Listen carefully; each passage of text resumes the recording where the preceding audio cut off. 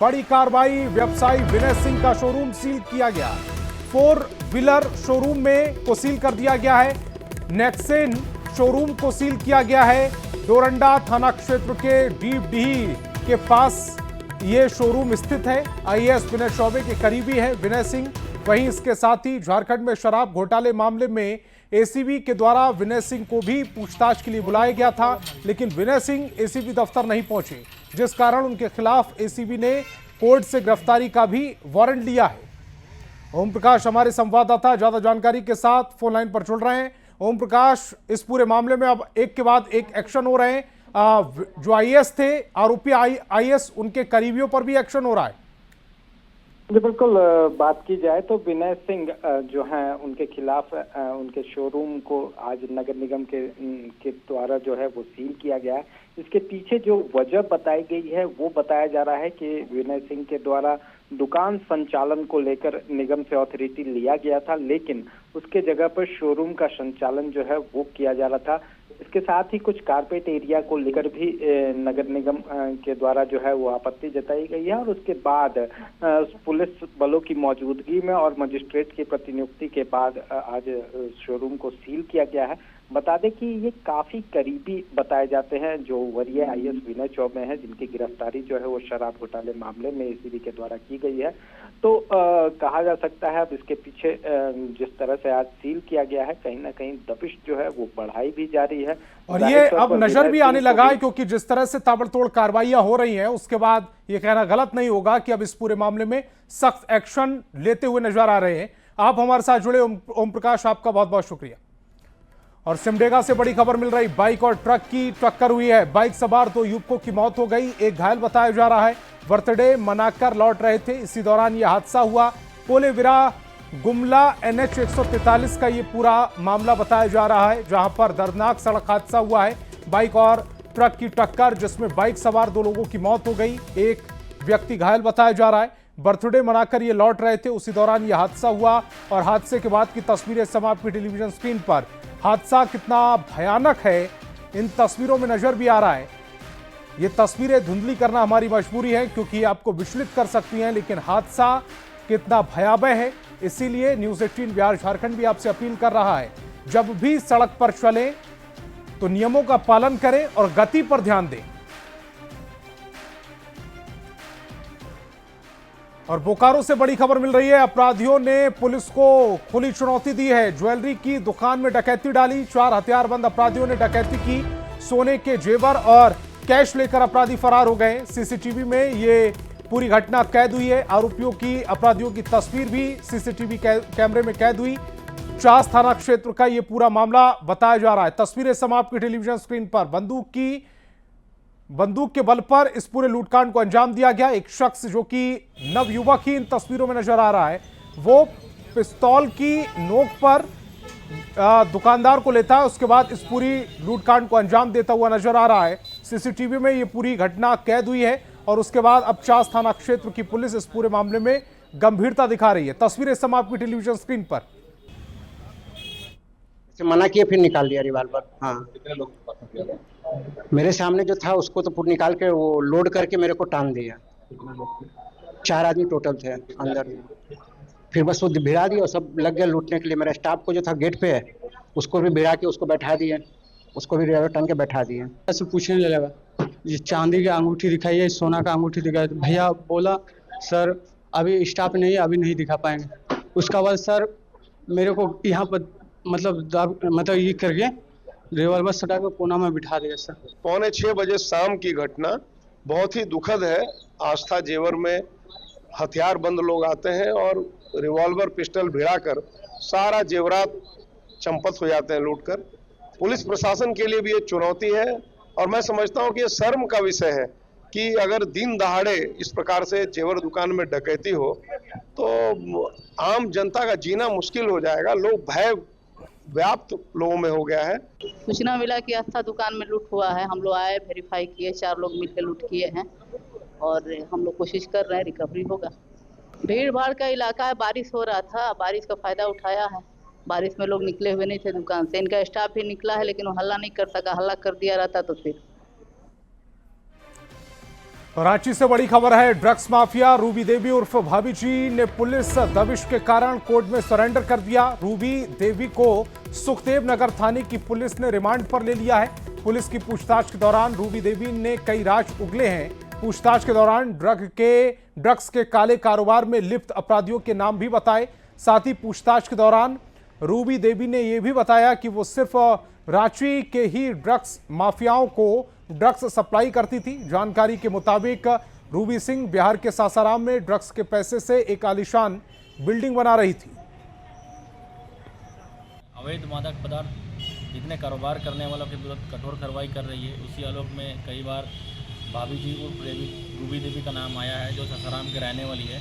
रांची से जितना भी हम लोग ड्रग्स पेडलर गिरफ्तार किए हैं, सभी लोगों ने कन्फेस किया था कि इन लोग जो है सासाराम के भाभी जी उर्फ रूबी देवी के यहाँ से खरीद के लाते थे और इनका अपने भी करते हैं। उसके एक भाई और हैं प्रिंस करके, ये भी उनका बहन दामाद है। तो इनका एक तरह से पूरा परिवार इस कारोबार में संलिप्त है। तो इस सारा को हम लोग कई बार हजारीबाग फायरिंग और धमकी मामले में 24 घंटे बाद भी पुलिस के हाथ खाली हैं। इससे व्यवसायियों में नाराजगी देखने को मिल रही है और अब वो आंदोलन की राह पर हैं।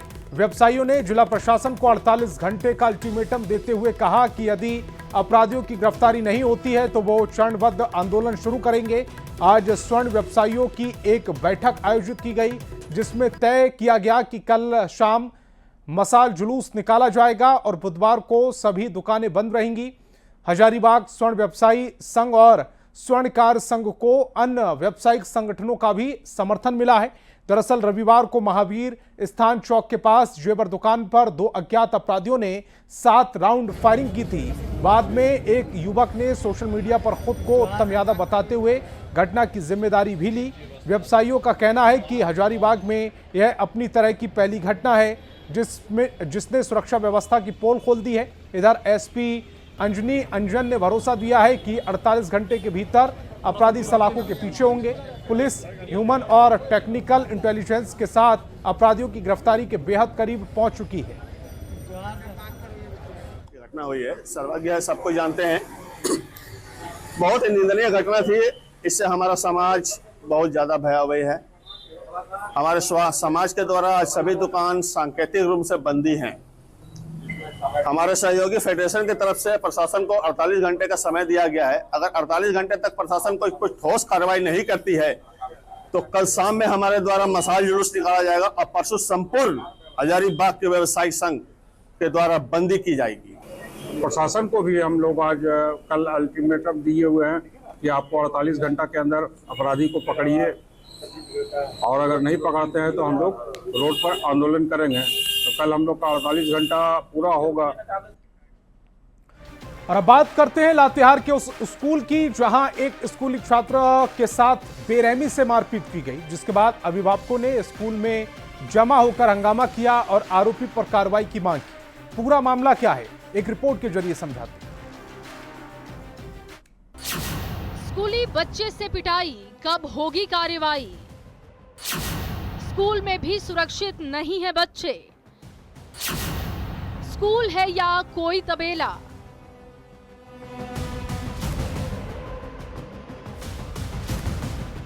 स्कूल में जमा इस भीड़ को देखिए। ये हंगामा करती भीड़ उन अभिभावकों की है जिनके बच्चे यहाँ पढ़ाई करते हैं। अब आप सोच रहे होंगे कि ये हंगामा क्यों कर रहे हैं, तो चलिए आपको पूरा मामला बताते हैं। ये तस्वीर है लातेहार के अनुसूचित जाति आवासीय विद्यालय की, जहां एक बच्चे के साथ मारपीट की गई और उसका दोष बस इतना था कि उसने गोबर फेंकने से मना कर दिया था। विद्यालय के रसोइये पर छात्र की पिटाई का आरोप लगा। मामले को लेकर विद्यालय में पढ़ने वाले छात्रों के अभिभावकों ने स्कूल में जमकर हंगामा किया और दोषियों पर कार्रवाई की मांग की। गोबर फेंकेला कह रहा था तो गोबर नहीं फेंकला तो ऐसे बच्चा से मरवा दिया। अब बच्चा से मरवाने के बाद में ऐसे वो ऐसे अपनों से एक लात मार दिया। गोबर कौन फेंकने के लिए कह रही है? रसोईया पूना। हाँ। रसोइये पर आरोप है कि उसने एक छात्र को गोबर फेंकने के लिए कहा था, लेकिन गोबर फेंकने का विरोध करने पर रसोइये ने छात्र की पिटाई कर दी, जिस कारण बच्चे को गंभीर चोट आई है और उसका मेदिनी नगर के एक अस्पताल में इलाज हो रहा है। विद्यालय में पहुंचे अभिभावकों ने भी स्कूल प्रबंधन और रसोइये पर गंभीर आरोप लगाए हैं। साथ ही स्कूल के प्रिंसिपल ने मामले की जांच के बाद उचित कार्रवाई की बात कही।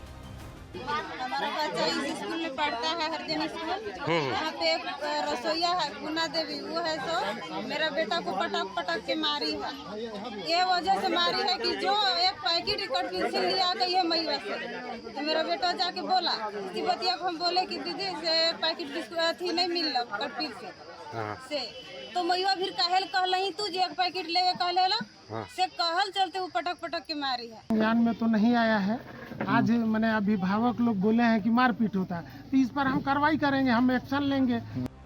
लातेहार के अनुसूचित जाति आवासीय विद्यालय का हाल तो आपने देख लिया, जिसके बाद अब सवाल उठता है कि क्या राज्य सरकार की बच्चों के बेहतर भविष्य के लिए चलाई जा रही योजनाओं को बच्चों को सच में लाभ मिल पा रहा है, क्योंकि इस मामले में राज्य सरकार के साथ साथ शिक्षा विभाग पर भी कई सवाल खड़े हुए हैं।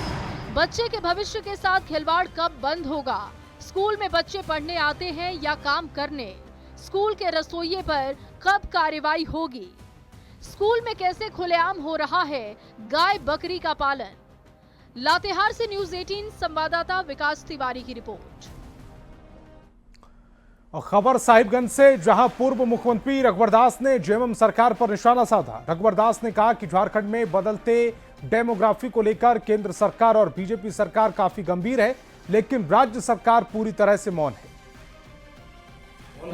क्योंकि राज्य सरकार जो झारखंड मुक्ति मोर्चा है, इनको वोट बैंक की राजनीति से मतलब, इनको राज्य की डेमोग्राफी से कोई मतलब है। आदिवासी की संख्या घट जाए, इनको वोट बैंक चाहिए, वोट बैंक। तो ये राज्य के लिए बहुत ही दुर्भाग्य। मैं फिर से माननीय मुख्यमंत्री से अनुरोध करता हूँ, दर्द होनी चाहिए, आप आदिवासी मुख्यमंत्री। इसलिए माननीय मुख्यमंत्री जी, थोड़ी भी आपको आदिवासी समाज के नाम पर आपको गर्व है तो अविलंब धर्मांतरण करने वाली शक्ति पर नकेल कसो और अवैध घुसपैठियों को चिन्हित कर बांग्लादेश के बॉर्डर में जैसे देश के अन्य राज्य भेजने का काम कर रहे हो करो। तो इस बुलेटिन में फिलहाल इतना ही, लेकिन चलते चलते एक नजर हेडलाइंस पर। Headlines presented by